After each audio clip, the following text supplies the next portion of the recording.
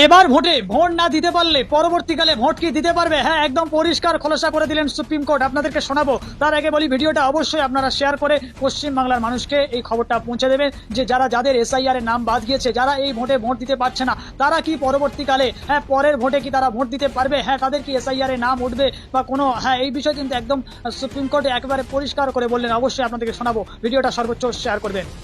এবার ভোট দিতে না পারার অর্থ এমন কি যে ভোটাধিকার চলে যাবে? এটা যা বললো সুপ্রিম কোর্ট।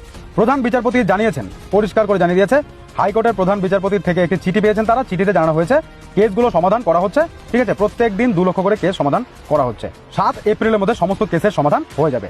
তবে প্রশ্নটা হচ্ছে যে যাদের নাম উঠছে না, যাদের নাম বাতিল হয়ে গেছে, তো সেক্ষেত্রে তারা যদি ভোট দিতে না পারে তাহলে কি তাদের ভোটাধিকার চলে যাবে? এটা অনেকেরই প্রশ্ন এবং এটা নিয়ে অনেকে দুশ্চিন্তায় আছে। তো সমস্ত প্রশ্নের উত্তর দিয়েছে, আগে বিষয়গুলো বুঝে নিন, তাহলে আপনার উত্তরটাও পেয়ে যাবেন, কোনো রকম চিন্তা করতে হবে না, ঠিক আছে? ভিডিওটিকে রিকোয়েস্ট করবো প্রচুর পরিমাণে শেয়ার করবেন, সবার কাছে যেন আপডেটটা পৌঁছে যায়। তখন রাজ্যের আইনজীবী কল্যাণ বন্দ্যোপাধ্যায় প্রশ্নে বলেন, প্রাক্তন বিচারপতিদের কমিশন কেন প্রশিক্ষণ দেবে? প্রাক্তন বিচারপতিদের স্বাধীনভাবে সিদ্ধান্ত নেওয়ার সুযোগ দিতে হবে। বিচারপতি জয়মাল্য বাগচি বলেন যে নির্বাচন কমিশনের আধিকারিকদের হস্তক্ষেপ নিয়ে আপনাকে চিন্তা করতে হবে না। তার সংযোজন এই বিচারকদের এমন একটি কাজ করতে বলা হয়েছে যা তারা আগে করেননি।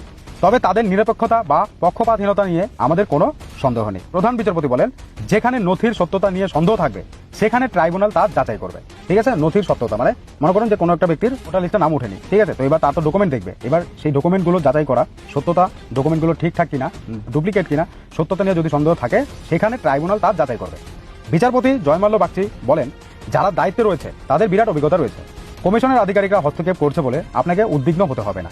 বিচারপতি জয়মাল্য বাগচি কমিশনকে নির্দেশ দেন, কোনো ব্যক্তি যখন আবেদন করছেন তখন তার সম্পর্কে যে সিদ্ধান্তই নেওয়া হোক না কেন তার কারণ উল্লেখ করে রিমার্কস দিতে হবে। মানে একটা ব্যক্তি তার ভোটার কার্ডে নাম ওঠেনি, মানে ভোটার লিস্টে, তখন সে তো অ্যাপ্লাই করছে ওঠানোর জন্য, এবার তাকে যদি বাতিল করা হয় আবারও, তার কারণটা কি সেটা স্পষ্টভাবে উল্লেখ করতে হবে, সেই বিষয়ে বলা হয়েছে।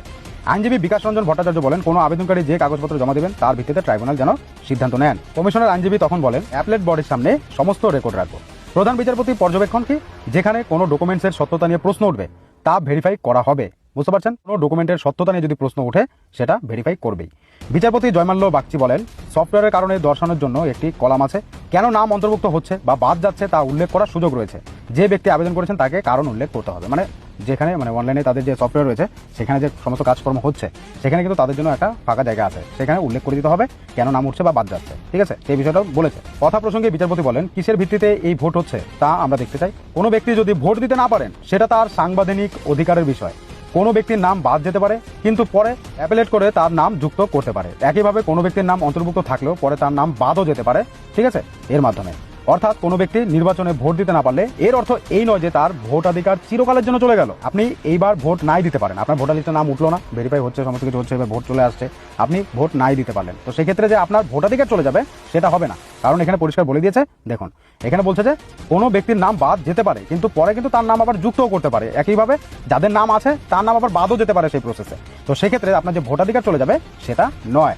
তবে বিচারপতি জয়মাল্য বাগচি বলেন, এক্ষেত্রে যে দিনের মধ্যে নির্বাচন কমিশন নাম তোলার শেষ দিন বলে বিজ্ঞপ্তি জারি করেছে সেই দিনের মধ্যে যারা আবেদন করেছেন তারা থাকবেন, বাকিদের নাম ভোটার তালিকায় উঠতে পারে কিন্তু তারা ভোটাধিকার পাবেন না।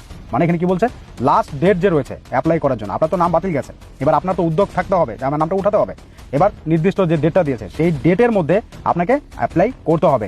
আপনি যদি সেই ডেটের মধ্যে অ্যাপ্লাই না করেন তাহলে এখানে পরিষ্কার বলে দিয়েছে, ঠিক আছে, বিজ্ঞপ্তি যে জারি করেছে সেই তারিখের মধ্যে যদি আপনি আবেদন করেন তাহলে আপনার নাম থাকবে। আর যারা অ্যাপ্লাই করবে না বাকিদের নাম ভোটার তালিকায় উঠতে পারবে, ঠিক আছে? বাকিদের ভোটার তালিকায় নাম উঠবে কিন্তু তারা ভোটাধিকার পাবেন না। বুঝতে পারছেন? তো সেক্ষেত্রে আপনি যদি অ্যাপ্লাই করে রেখেছেন তাহলে আর কোনো চিন্তা নেই, আপনারটা আজ হয়নি কাল হয়নি একদিন অবশ্যই হবে, আপনার নাম অবশ্যই উঠবে আপনি যদি যোগ্য ব্যক্তি হয়ে থাকেন। তো সেক্ষেত্রে কোনো টেনশন করার প্রয়োজন নেই। কিন্তু ভোটাধিকার কাদের থাকবে না? যারাই অ্যাপ্লাই করবে না, একমাত্র তাদেরই থাকবে না। যারা অ্যাপ্লাই করবে তাদের ভোটাধিকার থাকবে ভোট না দিতে পারলেও। আশা করি বোঝাতে পেরেছি। এই ছিল গুরুত্বপূর্ণ আপডেট। অনেকেরই প্রশ্ন যে আমরা যদি ভোট না দিতে পারি তাহলে কি হবে।